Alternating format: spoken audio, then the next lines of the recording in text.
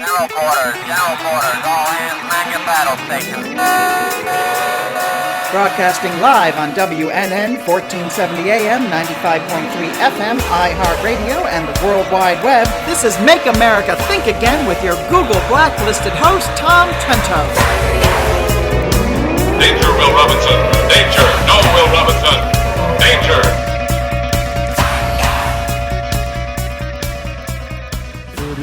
It is the end of a decade. Today is the last show in a deca.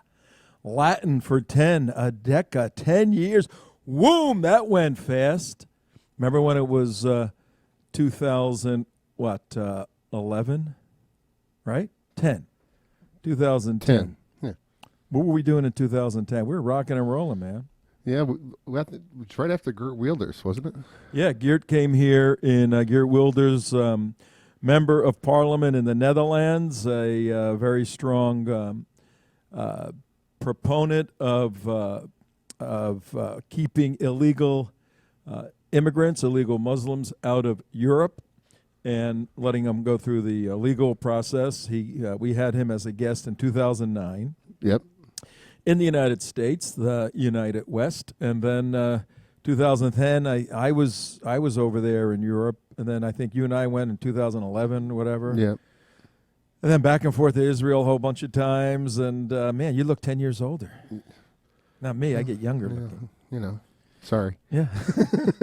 That's those cigars. It happens. That happens.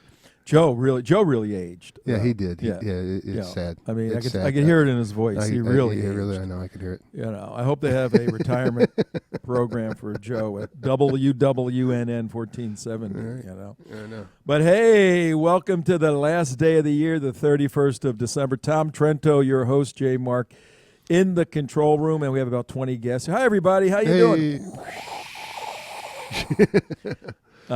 Actually, we're bare today, but we do allow guests once in a while when they go through our vetting process. Our studio in audience. The studio. We can actually do that, and we will at some point, but not today, because we have a conundrum going on. And for those of you just tuning in on 1470 on the AM side or 95.3 on the FM side, why are there two sides? I mean, why can't we all just get together and have one number? You know. I mean, you had 95.3 to 1470. What do you get? 2042.6. Just have one number. Come on. You know, start something. Actually, the new. FM side works a lot better than the AM side some places. If a guy, and I have this later, if a guy could say he's a girl, why can't we say FM is AM? Hey, or AM is FM? Why can't we do that? I don't know. We don't need logic anymore. Why do we need logic? Well, we just have AF. Yeah, just AF. There it is. Hey, 14 whatever on the AF style. All right. We're here, and we were going to plan on having a little bit of fun with some current topics, but we have a conundrum, very serious conundrum. For those of you who may be just tuning in or learning about the United West, that's the name of our organization. Our mission is to unite the West against Islamic jihad and the Marxist onslaught in the West. You would think Marxism would be dead and buried. Oh, it's alive and well. Based upon a 100-year history. But every generation, AOC, Alexandria, what is it, Castro-Cortez or whatever? El Castro-Cortez. Yeah. Every generation has some nitwit that says, you know what, the basic beliefs of Marxism are sound. It's the implementation that's a problem. So we have a whole new flock of nitwits trying to implement Marxism in the West, in particular in the United States, and specifically in the Democrat Party. Unfriggin' believable.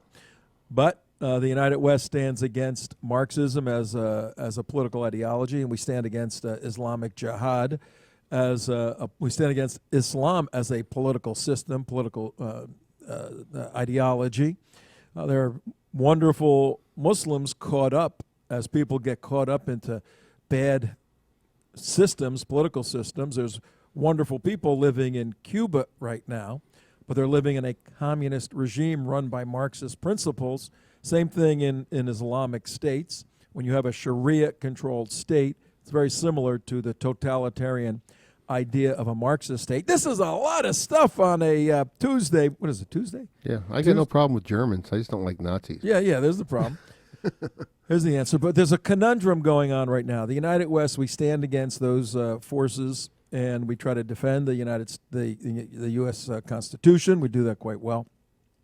We defend the state of Israel because it is the nexus point in the Middle East for a potential conflagration that can consume the world because of the ideology of Islam wanting to destroy Jews and Israel. Now this anti-Semitism, Jew hatred is seeping out from the Middle East into Europe, into Australia, and clearly into the United States. Yes. But it doesn't just happen.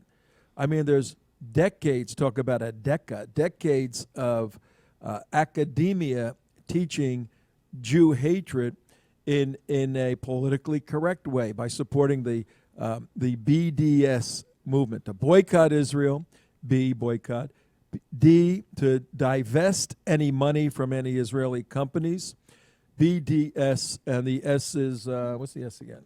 Boycott, divestment, Sanction. and put sanctions all over Israel so they can't function properly. I call it the BDSM movement. The BDSM movement, yeah.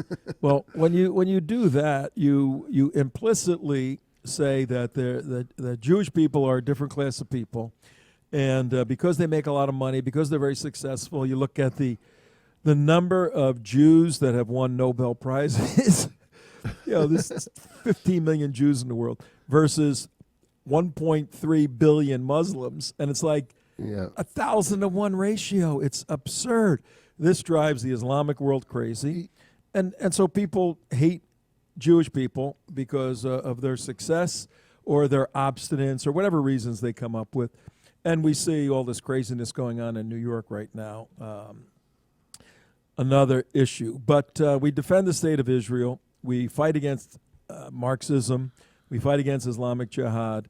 And we stand for the U.S. Constitution. That's what we do.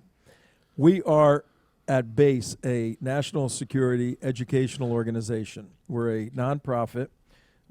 If you go to our website, theunitedwest.org, theunitedwest.org, you can donate. End of the year donation. It can help your tax bracket. It's tax deductible. Because we deal with national security issues, we're in a dilemma today. We had a lot of fun stuff planned. We'll do some tomorrow, I think, on New Year's Day. Yeah, but the Religion of Peace had a different idea. They had a different idea. They attacked our embassy in Iraq, and we have one of the world's preeminent experts on Iran coming on with us in about 5 minutes or so. When a retired CIA operations officer, that means someone that has run operations for the CIA in a whole variety of countries, and who speaks Farsi, who knows what they're actually saying in their own language. Yep. When she comes on, Clare Lopez, we're gonna detail for you. Contact your friends and your neighbors and everybody, because we're going to give you a primer on the essential information you must know that's going on in Iraq right now, because it has an explosive capability. I mean, really explosive, to be in a shooting war with Iran. Right now, it's a proxy war between Israel and Iran and the United States and Iran. This could be a conflagration, and most likely, the Iranians would like to see this. President Trump's in a dilemma. He does not want to be in a shooting war with Iran running up to a new election. But, the only thing that Iran understands, based upon its Sharia-compliant worldview, is force. You've got to stop these people by force. So we're going to detail exactly what's going on in the embassy in Iraq, which is right now developing story. I mean, very, very bad situation on the last day of the and make no bones about it. This is Iran. It has nothing. It's totally Iran. Hezbollah, the Hezbollah brigade, which is the one with little green stripes, the green chevron on the flag. It's totally Iran. Don't be fooled by anything that the CNN is saying. Well, it's an Iraqi civilians are upset. No, nothing to do with Iraq. This is all to do with Iran.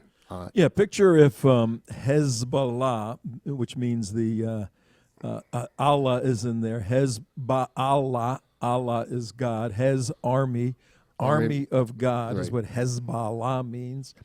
Imagine if, we're broadcasting live in South Florida right now, but worldwide on iHeart.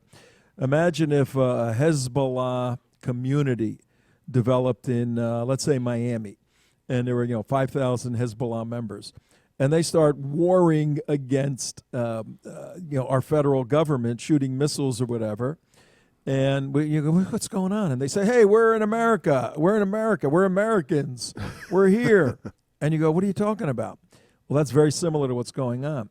Hezbollah are Iranian military fighters. They're living in Iraq, and they're fighting Americans in Iraq and saying, hey, we're in Iraq. You can't bother us. You can't do that.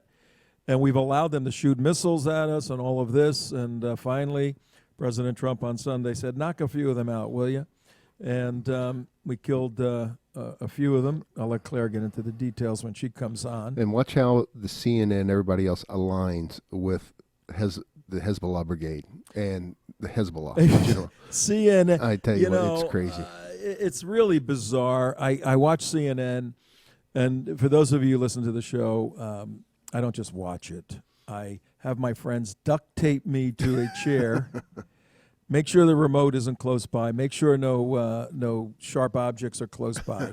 And tape my eyes open, and I watch for about 5 hours doing opposition research. Right. And you say, why are these people, why do they hate Donald Trump so much that they'll support terrorism? That they've abandoned their journalistic moral codes. They've abandoned logic, and they say crazy stuff. And then it comes back to that rally you and I were at with a bunch of other United West people. Right. Donald Trump's rally in Sunrise back in November. And we are part of the White House press corps, so we had press passes. We were in the press pit, and I was standing right next to CNN. And how many times? 5 times? President Trump would point to the press pit where I was standing and say, there they are, CNN! Boo! 25,000 people, yelling. And I'll tell you what, it's very intimidating. It is. Boo! F you! Boo! Where all this. And it was funny because Clare is on the line. It was funny because there were several of my friends sitting not far away in the stands. Right. And they're looking at the president pointing to us next to CNN, and everybody's booing, and they know we're not part of CNN, but we weren't raising a Trump flag or anything. But he has beat the hell out of the mainstream media. That's why they're apoplectic and wherever they can. And they can't take it either. I remember Susie Gold was standing next to me. She goes, it's the first time she'd been to one of these type of events. She goes, I can't believe it. All these 25, all these reporters are all like 25 and 30 years old. They know nothing. They know nothing about life. And nothing about life. And they're telling the world this is what reality is. No wonder Donald Trump's calling him, and she's exactly right. That's the great journalistic divide today, and out of that flows the misinformation from. And I started watching MSNBC. What a silly station that is. But out of CNN and MSNBC, which, by the way, have had devastating ratings in the past 3 or 4 years versus I think it's a 23-year high for Fox. Right. But these news organs, these news outlets, are feeding and fueling the Marxist, the socialist left's view of the world, distorting it. Then we have this conflagration going on in Iraq. And earlier, you and I, Mark, were watching the CNN, and they're saying, well, some civilians were killed. And there may be an a Iranian influence. I go, they're carrying Hezbollah flags. Are you kidding me? Are you kidding me? Let's bring on, On this last day of the decade, let's get all of this sorted out with our dear friend Clare Lopez. Hi, Clare. How you doing on the 31st of December? Tom and everybody, good to be with you. Hey, look, we had a show planned, kind of a light show, fun show, how to argue with your leftist relatives, and that President Obama is now approaching being worth $100 million. We had fun stuff like that, but at our base, we deal with national security issues. We got a problem going on in Iraq. I'd like to take the next few moments and have you help our listening audience understand in a simple way what the heck is going on in Iraq and what the ramifications are for both the United States and our number one national security partner in the Middle East, Israel. Can you do that with us, Clare? Right, sure. So if people have been watching their TVs, maybe glued to their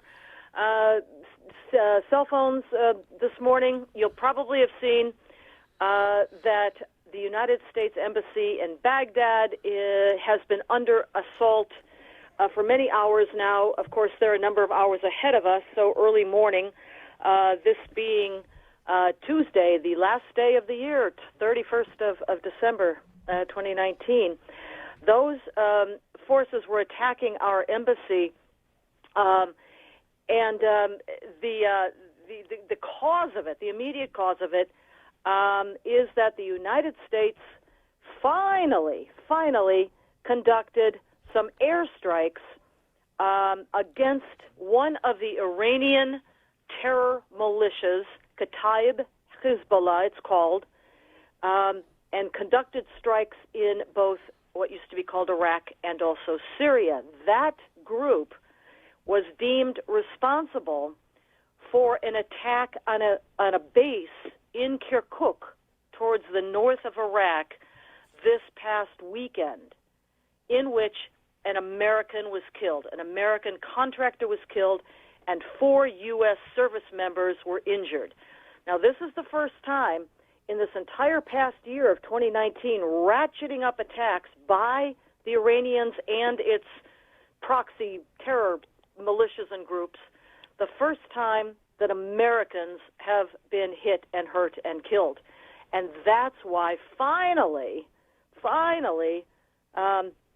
President Trump made the decision that a return strike had to be made. So that strike killed a number of Iranians and proxy terror militiamen this past Sunday. Claire, I got a quick question for you. Quick question. Yeah. What's the difference between the Kataib, Hezbollah, and Hezbollah? Well, they both have that same name, right, Hezbollah, and it sounds the same, and they're both proxy Shiite terror militias under the command of the Iranian Quds Force. That's an element of the Iranian Islamic Revolutionary Guard Corps, IRGC. But Hezbollah proper, the original Hezbollah, is a Shiite terror militia based in southern Lebanon. Well, all of Lebanon now. They own Lebanon. And the Kataib Hezbollah is a similar kind of militia, Shiite terror militia, but it's based in Iraq. But the same model and under the same command of Major General Qasem Soleimani, who is the commander of the Quds Force. Okay. All right. Now let's. That's as a general overview. We have, and we need people to envision the Middle East. If you close your eyes and you look at the Mediterranean Sea, and Europe is to the left as you're looking at the map. Connection's breaking up a bit, Tom, so be aware. Okay. Let's see if this is any better here. So we have Tom. You guys, you're really broken up, and I can no longer understand what you're saying. I don't know what happened to the sound there. I have no idea. How about Mark? See if Mark's okay. Now it's better. Now it's back? better. Oh, it came back? Yeah. That was weird. It came back. Oh, it's those Hezbollah. Hezbollah. There they go. Yeah. Hezbollah guys. And for our listeners out there, close your eyes. Not you who are driving, please don't close your eyes. And if you look at the Mediterranean Sea and Israel, and you may know where Israel is. It's Israel's in Asia, and right next door is Africa, Egypt and Libya, all of that. If you look to the right of Israel, you run into a country called Syria. And then you go a little bit more to the right, you run into Iraq. And a little bit more to the right, and you run into Iran. That's going to the east. And if you remember in the 80s, Iran and Iraq had a 10-year crazy war going on. But let's go back to Iraq for a minute. At the end, Claire, of World War I, a couple of guys got together. One guy from England, Mark Sykes, and another guy, Frankie Pico, got together, and they said, let's divide up the Ottoman Empire. We've defeated the Turks who ruled for 600 years. Let's just draw new lines in the Middle East. And they took this country that is now known as Iraq and divided it up into what is now known as Iraq. But really, it's three countries. Explain what that's all about. Yeah, so I mean, what we look at today in the Middle East, and we see countries called Lebanon and Jordan and Iraq, were not even countries before what you just called the Sykes-Picot Accord of the early 20th century, when the British and the French primarily sat down to divvy up the carcass of the now defeated Ottoman Empire after World War I, and they basically created countries out of whole cloth where there were none before. Let's take Iraq.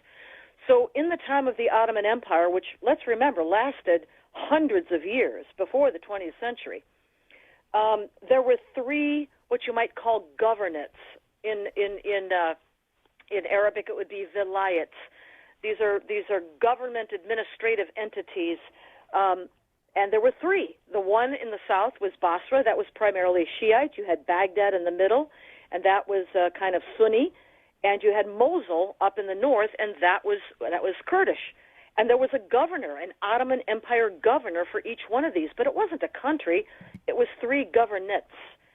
And the Sykes-Picot Accord, among other things, decided to throw these all together and call it a country and call it Iraq. The issue with these three different groups, the Kurds in the north, the Sunni, and the Shia, they don't get along. They don't get along They don't with like each other. Not at all, except, of course, when they're coming after the kuffar, that's Jews. us, Or Jews. non-Muslims. Right. Jews, But yeah. the country we call Iraq today is something like 60% Shiite and maybe around 20% each of Sunni and Kurds, but the Kurds have, to all intents and purposes, broken away and formed an independent entity now in the north, the Kurdistan. But, they don't get along. But here's the interesting thing.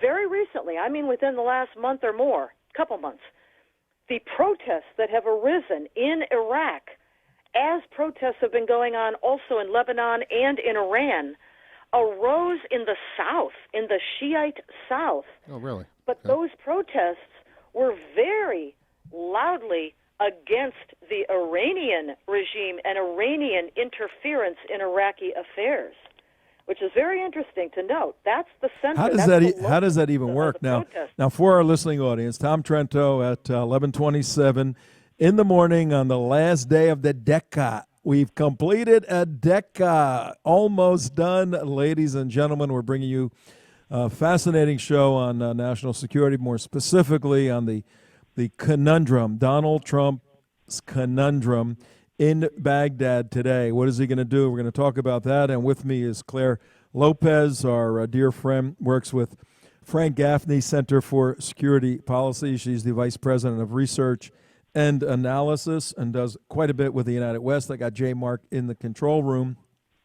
We're trying to make a very complicated situation more easily understood. So we have this current country of Iraq that really has three different groups of people, and three of them have been in tension all their lives, and it took somebody like Saddam Hussein to brutally keep the pressure on them from exploding.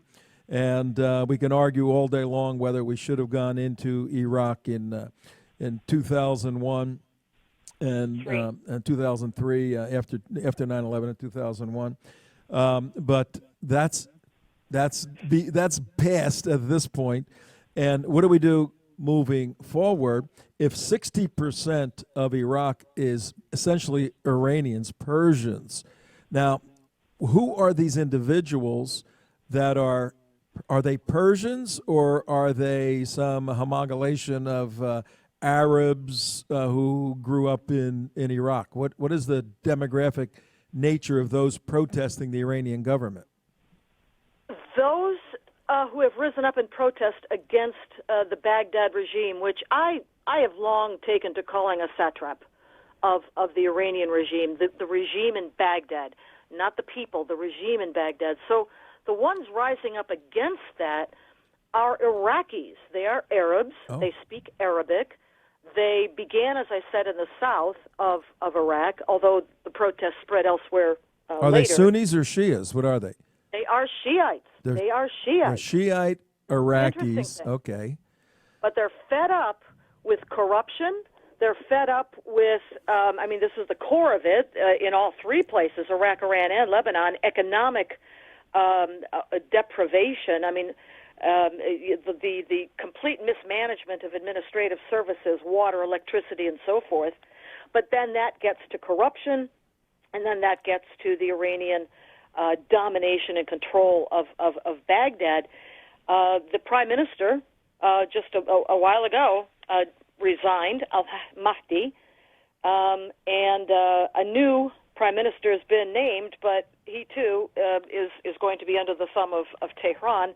The important thing to understand what's going on today is that the protesters, the Iraqi protesters, are protesting against Baghdad and Baghdad's, what would you say? It's alignment with Tehran, with Iran. The people at the American embassy in Baghdad today are led by militias. These are Iraqi Shiite terror militias under the command of the Iranian Quds Force and Major General Qasem Soleimani. In particular, because the United States conducted that airstrike this past weekend, those airstrikes, plural, against Kataib Hezbollah, those are the leaders of the protests against our embassy. Attacks, assault. It's not protests. They're violent assaults. Okay. And they are Iraqis. They are Shiites, but they are under the command of the Iranian Quds Force commander, Qasem Soleimani. That's the thing to understand. These are not ordinary, everyday Iraqis attacking our embassy. These aren't just plain old Iraqi citizens of whatever sect. Well, I got a question for you. These are terror militias. These are Iranian terror militias, and they're doing the attack under the command of the Iranian regime. Well, I got a question for you, Claire.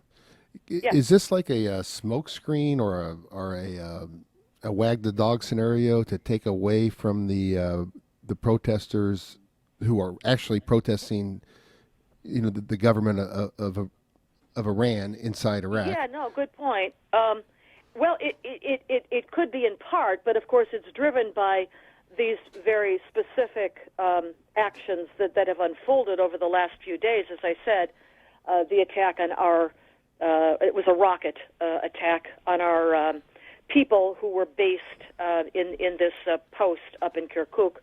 Now, the Iranians who commanded the Kataib Hezbollah terror Shiite terror militia that attacked that base knew perfectly well that Americans were there. So what we're seeing, and put this in the broader perspective, over the last several months, is Iran ratcheting up attacks. Remember, what they do first, they attacked international shipping, oil shipping in the Persian Gulf, the Strait of Hormuz area. Then they launched missile and cruise missile and drone attacks against Saudi Arabian oil facilities out of both Yemen by the Iranian Houthi rebel terror proxies, and also out of Iraq in September. An attack against the Saudi oil facilities earlier came out of Iraq, again launched by the terror militias, Iran's Shiite terror militias. Finally, an attack, that was the one in September, launched directly out of Iranian territory against Saudi Arabian facilities. They shot down, well, they didn't shoot down, they brought down an American drone in the area. All of this has been going on in 2019. Right. And up until this time, the Trump administration held back and held back and held back. And they thought that they were exhibiting restraint, I guess. Yep.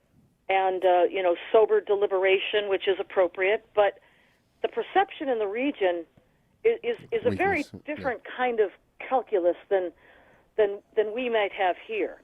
And we can say here, well, we're being sober, we're being, deliberative about considering our response, we're holding back and restraining.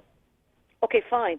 But they see that over there as hesitation and vacillation and weakness. That's the strong horse, weak horse of the exactly. Middle East. Now, have you ever sat down with Ambassador Bolton and done any briefings?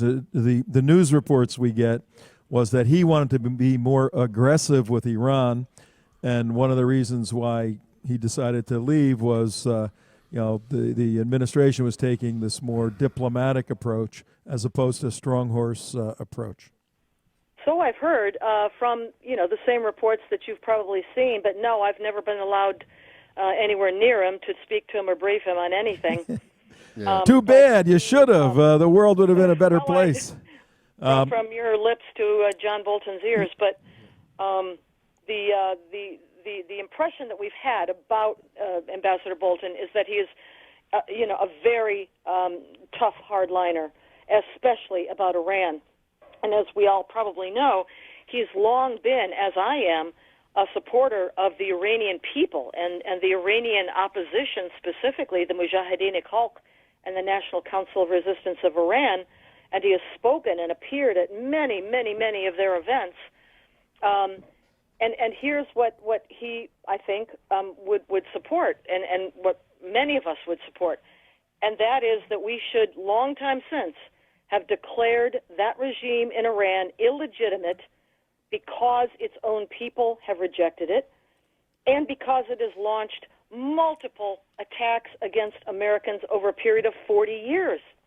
I mean, we're talking about the Beirut embassy bombing, Marine Corps barracks bombing 83. We're talking about the alliance with Al-Qaeda beginning in 1990. We're talking about Khobar Towers in 1996, East Africa embassy bombings 1998, USS Cole 2000, 9/11 itself. Iran was involved in all of that and never once was held to account for any of that by an American president. No wonder it felt its leadership felt invulnerable. Right. And then add to that, we have Barack Hussein Obama, who comes in and does that crazy deal with them, which puts them on a fast track for developing deliverable nuclear weapons. So, look. And also don't forget about the billions of dollars in card hold. $1.7 billion in cash wrapped on pallets flown in by an unmarked airplane. Yeah. Well, here for our listening audience, at 36 after the hour. The hour on the East Coast is 11 o'clock. In Israel, you're about 18 o'clock, which is what, 6 o'clock? 6:36 for our friends over there. And on the West Coast, they're getting up in the morning and drinking their coffee and listening to us explain what's going on in the Middle East, and more specifically in Baghdad, as our embassy is under attack in Baghdad. And as Claire has said, by Iran. As Claire has said, we have Clare Lopez, Center for Security Policy, with us. There are legitimate protesters, and there are the militia protesters that want to do damage. And it's very difficult because they all look alike, figuring out who is whom in front of the embassy. And the Iraqi government was supposed to be trying to figure that out and get the bad guys out. But Claire, look, we're big people, we're grown people, and we understand that politics or political considerations are essential, particularly when a president has been, I think he's been impeached. Who knows if he's been impeached or not? And there's an election year here, and he's campaigned on getting us out of these battles, these wars. And it looks so obvious that Iran is baiting us to come into some sort of low-grade war to destabilize Trump so that the country gets upset with him and says, let's get somebody that'll negotiate. Let's get Joe Biden or somebody that's a weak horse. They view a weak horse. How would you advise the president right now, who has political capital and liabilities in his next 48 hours of decisions? Well, we've just heard over the news that the president has decided to send 100 more U.S. Marine guards to the Baghdad embassy. We're not abandoning the embassy. The staff apparently is still there, back in a safe room. They're not departing. They're not leaving. They're not abandoning the embassy. They're holding it.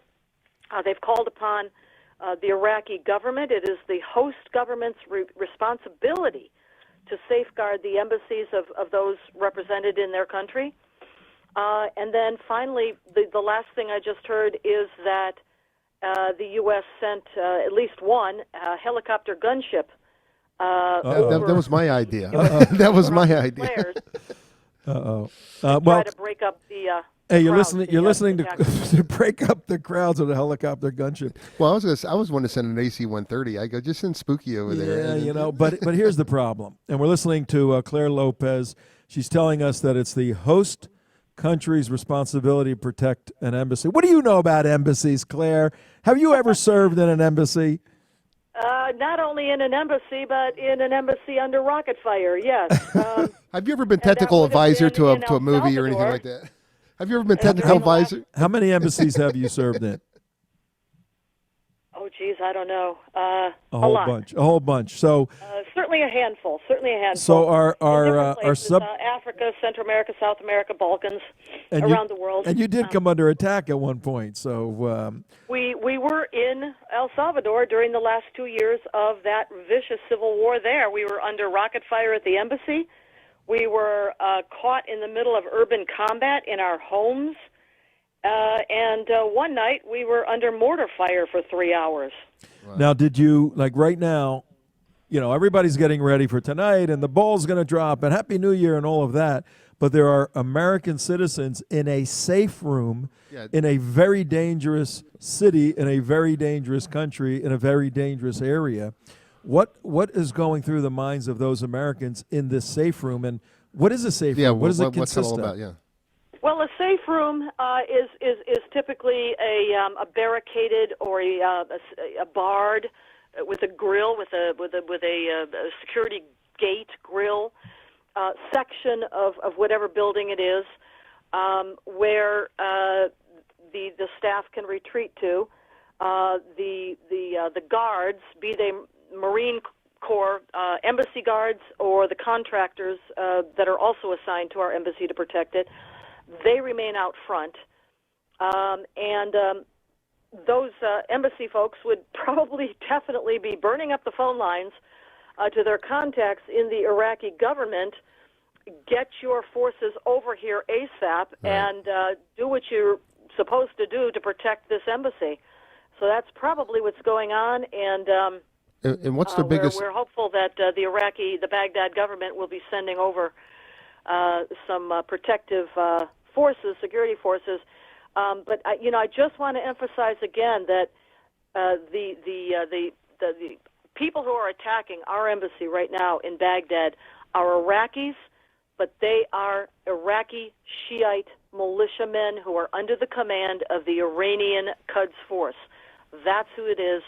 And we know that that's who it is because they're waving the flags of that particular militia group, the Kataib Hezbollah. With the green banner, with a little green kind of a clue. Yeah, kind of a clue. Kind of a clue with a green triangle on the left, right? Claire, are in this safe room right now, are they at the point, the American citizens who are running all the embassy and diplomatic particulars necessary to have a U.S. embassy in the area, are they smashing their hard drives and burning paper? Are they doing all that stuff yet, or are they kind of just hanging out?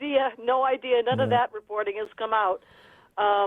What's their biggest threat? What's their biggest threat? Like smoke and burning and trying to set the thing on fire, or what is their biggest threat other than just bullets? Well, that the attackers, would not only break through the outer perimeter, the wall, but actually get inside the building. And that's not going to happen because that is what those guards are there for. And if you go, for example, onto Twitter, where I've been all morning, you'll see live stream video. Their video up there of these guards in full, battle rattle, up, in the front of the building itself. And of course, our diplomats, would be in the safe room towards the back, in a safer location behind that grill gate. But if those attackers were to actually try to breach the building itself, they would be met with serious lethal gunfire. Battle rattle, huh? That's the first one. Well, look, we need to be praying for the situation and for these folks there. Very, very dangerous. Let's play, Claire, a little bit of. You still have time to stay with us a little bit, because sure. Yes, this is very timely, very important, and I think we'll send this show out as a podcast. Yep. Because we're dealing with a lot of important information. Let's play a little Middle East chess. Okay. Yeah. First of all, who's running the militias? Is it the head of the IRGC, or is it President Rouhani? Let's establish who's in control here. It is Major General Qasem Soleimani, the commander of the Quds Force. Now, the Quds Force is supposed to be a division of the IRGC, but I think increasingly it stands alone. It's even independent of the IRGC. But administratively, it's supposed to be a division of the IRGC. It's the Quds Force that sets up and commands all of these militias. Badr Corps is one of them. The Kataib, of course, Hezbollah, the one that we're dealing with today. The whole list of them. The Mahdi Army, the Badr Brigade, et cetera, et cetera. Iran has a model that is based on what it did in Lebanon in setting up Hezbollah there, which they did in the early 80s. And they set up these proxy terror militia forces. They've done it in Iraq. They've done it in Lebanon. They're trying to do it in Yemen. And that is what these groups are. They are under the command of the Iranian Quds Force. All right, so we have Suleiman, the guy running the ground operations. And let's assume that President Rouhani, is in agreement with Suleiman in terms of defeating the president, Donald Trump, defeating the United States, not only for this last missile attack on Sunday, but just as a general principle of why they exist. What is their next move? Now we have Marines and we have some armament going in, and clearly we're going to try to work through the Iraqi military that we've been holding up and trying to build and work with. But what would you do? How would you advise Suleiman to destabilize Trump's next move so you can checkmate him in 4 or 5 days?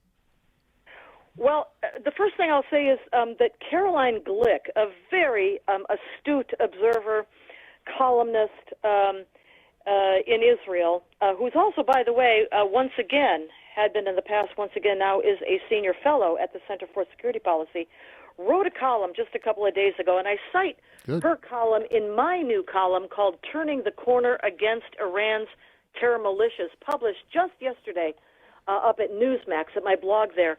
I quote her there in my piece. She's talking about the Iranian regime and this delusion that so many of U.S. national security leadership have been stuck on for so long, which is the moderates in Iran are pushing back against the hardliners, and if we can just support the moderates like Rouhani, Hassan Rouhani, the president of Iran, then we can change the behavior. No, okay, just no. That regime is a jihad regime. Its own constitution says its purpose in life is to establish a global Islamic state under the rule of Islamic law, and that the IRGC is an ideological army dedicated to jihad to accomplish that. That's in their constitution. So supporting forget the hardliner and moderate stuff. It doesn't exist. Supporting moderate Nazis does not work. Is that what you're saying, Claire? Well, I never heard of such a thing, and indeed in Iran there is no such thing either. If you're part of the regime, you're part of the regime, and these actors at the top today have been part of the regime for, well, decades. It's been 4 decades of this regime, more than 4 decades now. So I think the first thing would be to acknowledge and to recognize that this is a deadly, lethal enemy that is determined not only to attack and destroy Israel, but thinks that it can take on the United States. And remember what I just said before about all those previous attacks, including, the decade of the 2000s with all the IED attacks that we knew were coming out of Iran, perpetrated again by these Shiite militia terror proxies in Iraq against our troops who came home minus arms and legs, maimed for life, and under gag orders, not even to talk about what they knew, that those explosives came from Iran. They've got this history that we have not lifted a finger against them.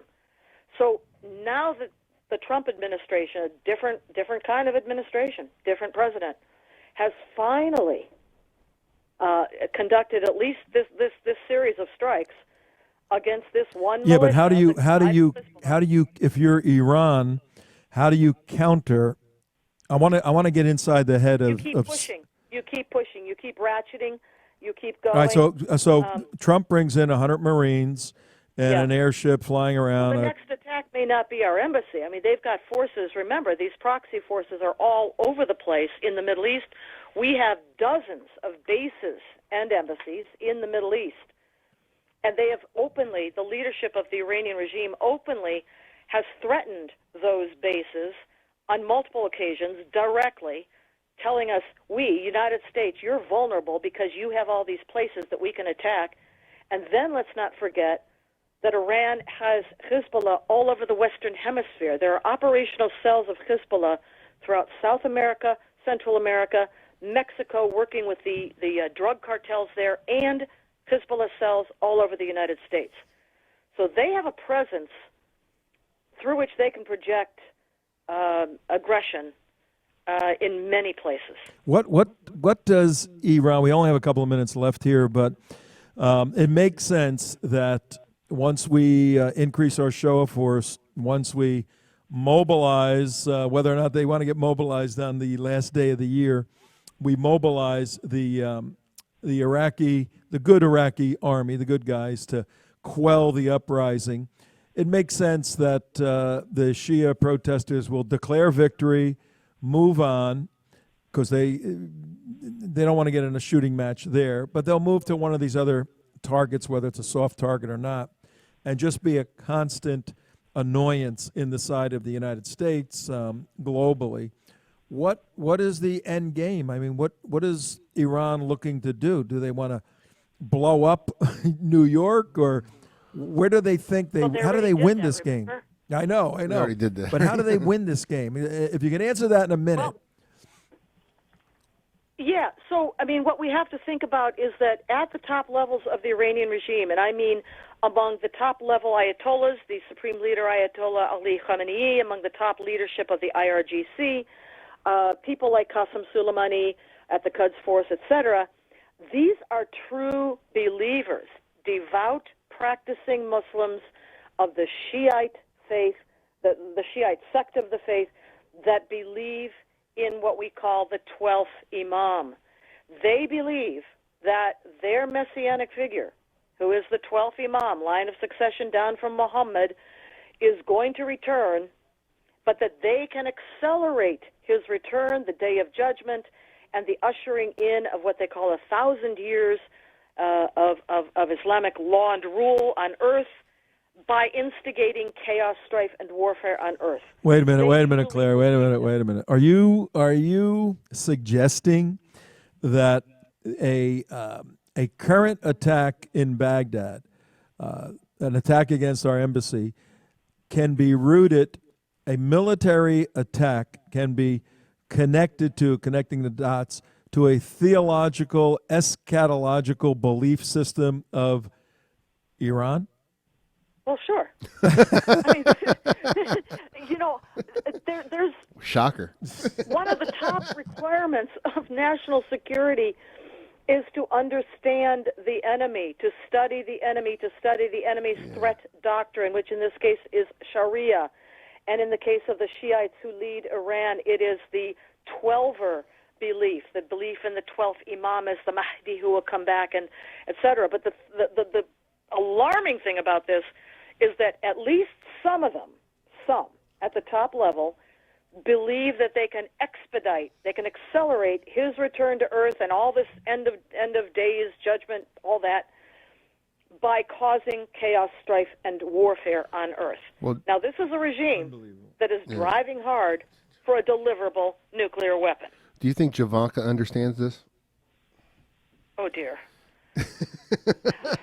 Well, with the Obama, Javanka, Jared and Ivanka, right. with the Obama administration's purge of the lexicon and the inability for anyone to look at Iran in like this, we're in a situation we're in. But for nothing else, at the end of this decade in 2019, for our listening audience, Tom Trento, your host, Clare Lopez, a retired Central Intelligence Agency operations officer, 20 years. She knows what she speaks. J. Mark here. If for nothing else, understand that the way people think, the way they believe, if they are consistent, and these folks are consistent, will work out in their sociology. Your philosophy, your theology will dictate your sociology. And if you happen to be in control of a country with 80 million people, and you have oil and weapons, you will do exactly what Iran is doing because they're doing it for a higher cause, a greater cause. It sounds like fantasy stuff, but we're fighting an ideology that has a nuclear ambition for an apocalyptic result on the Shia side. Right. We just got through fighting years on the Sunni side of the Islamic State that has the same belief structure eschatologically end times, but a little different application for it. And they thought they were going to bring their leader back too. Unbelievable. Claire, we got about a minute with you. Can I ask a quick question? Fast, Could this be the signs of a death throw of a regime from Iran? Because I know their economy is imploding. The regime is definitely under a tremendous lot of pressure from the uprising of its own people inside of its own borders, as well as its satrap states in Lebanon and in Iraq. But it probably will keep on pushing kinetically and militarily until they're stopped. Like a wag the dog, maybe to try to. Why not? I mean, if they are in a death spiral, then they're going to say, "Let's go out with a flame of glory." Sure, right. Yeah. This is not good news. Clare Lopez, we're going to keep you for a couple of minutes. Thanks, but, Claire. We appreciate you staying and laying out the context in which this situation is occurring in Baghdad. And I don't know. We'll be in touch with you next year sometime, like tomorrow probably, to see if anything develops. Okay. All right. Well, but Happy New Year to all of you in the meantime, and to all your listeners. All right. Thank you. Happy New Year, Clare Lopez, wonderful friend of ours, and just an extraordinary subject matter expert. A brain on this whole issue. Well, and she served. She's done all this stuff, and she understands. Been there, the threat done that. doctrine. Yeah. And she was technical advisor on 13 too. Was she on that? I didn't know that. The United West, our organization, we work obviously closely with Claire for 10, 12 years, whatever it is. And we have been harping so much that you need to understand the enemy's threat doctrine. The threat doctrine can go back to their belief system. And if you want to just casually look at it over the New Year's break, just Google Iranian Constitution. Just Google Iranian Constitution, and you will be shocked. The Iranian Constitution is centered in the Quran, and the Sharia, Islamic law, is their guidepost, their framework, their motivation, and their objective is control of the world. And these are the people that are attacking our embassy today. All right, Think about that for a while. Or cookies to the lower shelf. If you'd see on TV, yellow flags, yellow with little green on them, that's Hezbollah, that's Iran. Those are the ones behind it. Okay, that's very simple. Keep it simple, stupid. That's it. That's it right there. And this is a developing story. And CNN can't see it. No, CNN can't see it. I mean, CNN. Not 1 minute. Not CNN. Not CNN. Can't CNN. Can't CNN. No, this is a developing story because in this Middle East chess game that we were referring to, the other side. They invented chess, by the way. The what? Yeah. The other side, the Persian side, the Iranian side, they're looking to destabilize the United States and Israel, big Satan and little Satan, then advance on Saudi Arabia, control the world's oil supply, and then cut off to the west we got oil. Helicopters overhead. So we got a helicopter overhead. In any event, hey, Happy New Year, everybody. Actually, tomorrow's show, we'll wish you a Happy New Year. Tonight, no drinking, no driving. Drive safely. We'll see you tomorrow.